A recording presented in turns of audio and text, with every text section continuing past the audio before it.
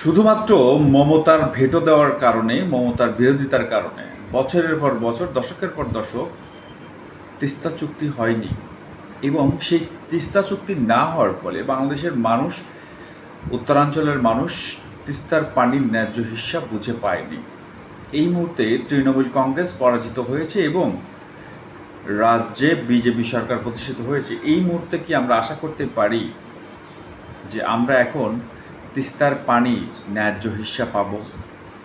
অথবা আমাদের foreign policy, আমাদের সরকারের ফরেন পলিসি কতটা স্ট্রং, ভারতের কাছ থেকে আমাদের পাওনাটা বুঝে নিয়ে জনগণকে এই দায় থেকে মুক্তি দেবে? এটা আসলে দেখার বিষয়। আমাদের সরকার আমাদেরকে কতটুকু সাপোর্ট দেয় এবং তাদের বৈদেশিক যে নীতি সেটা কতটুকু জোরালো আদায় করে নেওয়ার জন্য, তাদের দাবি বা তাদের অধিকার আদায় করে নেওয়ার জন্য।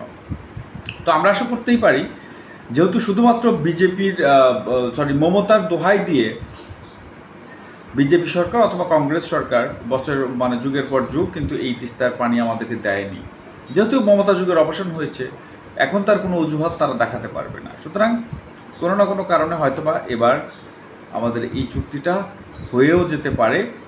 সেক্ষেত্রে যদি বাংলাদেশ সরকার এই বিষয়ে তৎপরতা দেখায়। শুভকামনা।